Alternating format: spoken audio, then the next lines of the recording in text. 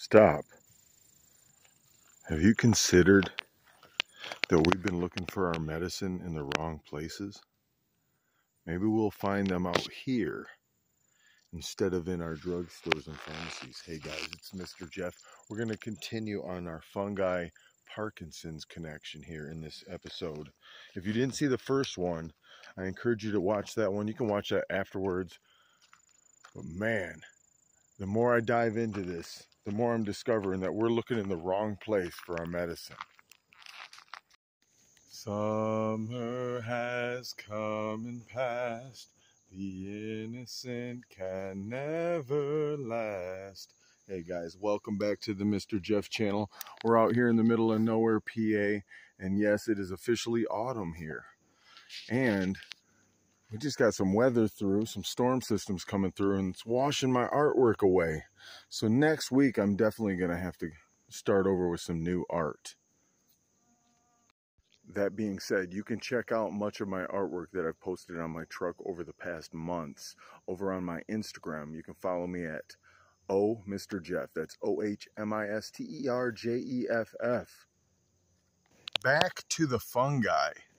So last week, I touched on the Malasia Parkinson's connection, but I really didn't get us to the end, to the finish line. So this week, we're going to wrap things up and got some good news for y'all regarding Parkinson's and mushrooms. So I mentioned Malasia as being on our bodies. I believe almost all humans have it. You receive it from your mother at birth. It's passed along when you're born. You get much of what's on her body passed along to you. So we say it's part of our microbiome. Particularly, it's external though, right? And it is the cause of dandruff, seborrheic dermatitis. It's an inflammation of your skin, your hair follicles, or in your sebum. I guess your sebum glands, because these guys eat the fatty acids found in your skin oils, which is kind of unusual for a yeast. Yeast primarily feeding off of sugars. These guys like the lipids, the fatty acids. But I mentioned that in last week's video. Go check that one out at your convenience. But what does this do for us in regards to the discovery of a high propensity for dandruff, for this seborrheic dermatitis on folks diagnosed with Parkinson's disease? So why the heavy correlation? Well, let's just say Malasia, this yeast, it forms a relationship with us. They call it commensal. Commensal yeast, meaning it lives on our skin. Under normal circumstances, it's not harming us. It may even be playing some sort of role that we don't understand that benefits us, right? But it definitely benefits the yeast because it's feeding off of lipids in our sebum.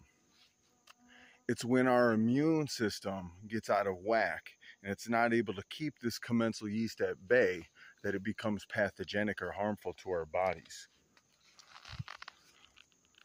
So we naturally have an immune system with white blood cells that do a different number of roles interacting with each other. And in the case of Malasia, we have a T helper cell, T helper 17 specifically, that plays the role in identifying and signaling to the immune system its presence. When the T cells aren't doing their job, signaling back to the immune system to respond to this, that's when the yeast can get out of control and get into places that it doesn't belong, including internal organ spaces like our central nervous system. Hi, what are you doing, buddy? Can't you see I'm filming? Well, since I got you a captive here, you might as well say hello. I mean, just give us one hi. A little wave even? All right, pluck you. So what they're discovering is elevated Th17 cells in folks with Parkinson's disease. Now, why are we having an elevation in a and an antifungal signaling white blood cell with Parkinson's disease is possibly because the fungus had made its way into the nervous system, into the basal ganglia, substantia nigra, where the brain controls motor function. And if you have a yeast in there munching on fatty acids, which the brain is comprised heavily of fatty acids, so that's a bad thing. But if you've got this thing going to town in there, you're going to have elevated Th17 cells signaling back to the immune system to respond. You're going to have inflammatory cytokines as a result. That's going to lead to inflammation in that, which will ultimately lead to a cascade of events that will cause I can't even say this word, alpha-synuclein aggregation. So alpha-synuclein is a certain protein that's found in your brain that should not be aggregating. It shouldn't be accumulating and balling up and forming these sheets that clog up the neurons and eventually lead to neuronal death. But you get this as a result of inflammation, as a result of these cytokines, as a result of a lymphocyte response to Malasia being located where it doesn't belong. Oh, Lewy bodies, by the way, is just another name for these clumps. And Lewy bodies is the signature of Parkinson's disease. When they look at these cells under the microscope and they see these Lewy bodies, it's pretty much, yep, this person has Parkinson's disease or Lewy body dementia if they're found in another location besides the substantia nigra. But anyway, I do mention in the last video, and it's still in my truck, that there is a faction of this that's genetic. And that could be that some people just have issues genetically with their production of the Th17 cells.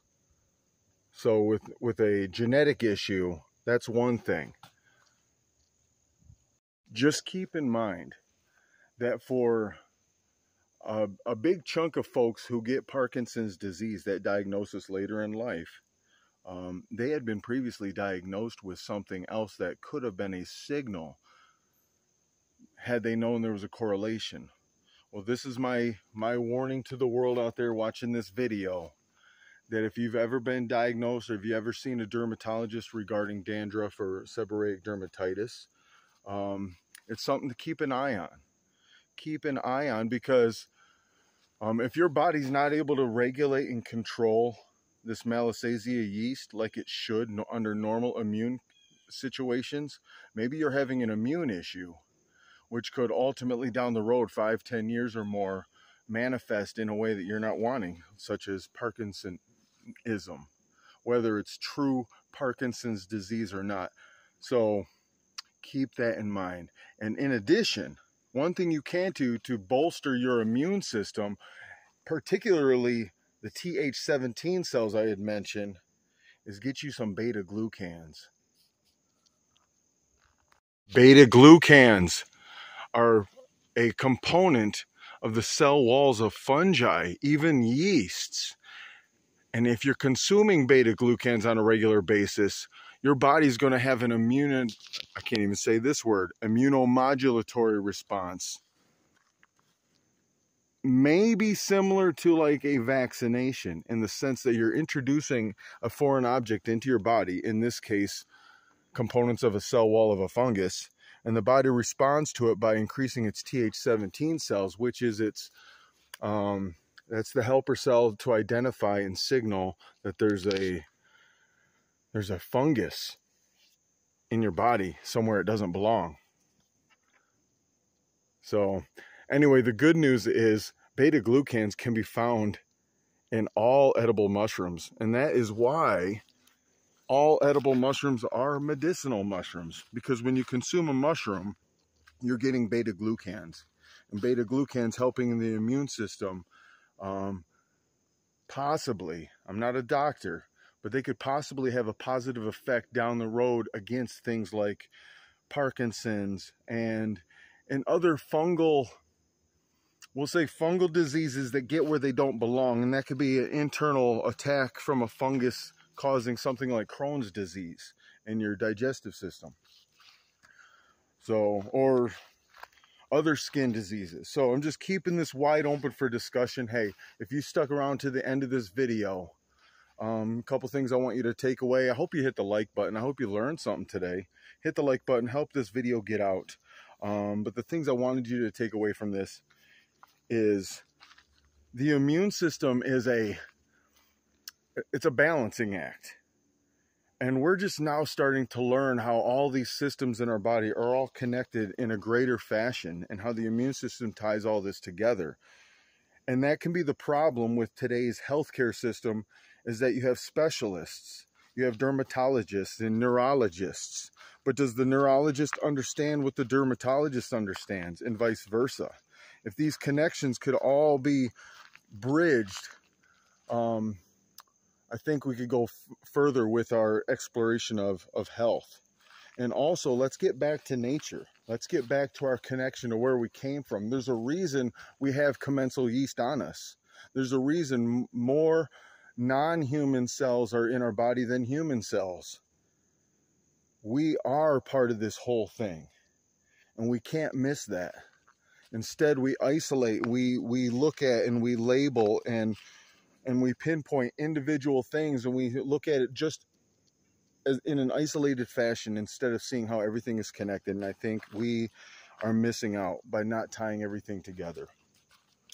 Hey, stay after the video for my Monday night live discussion where we explore the topic further. We talk about other mushroom topics and video ideas I may do in the future.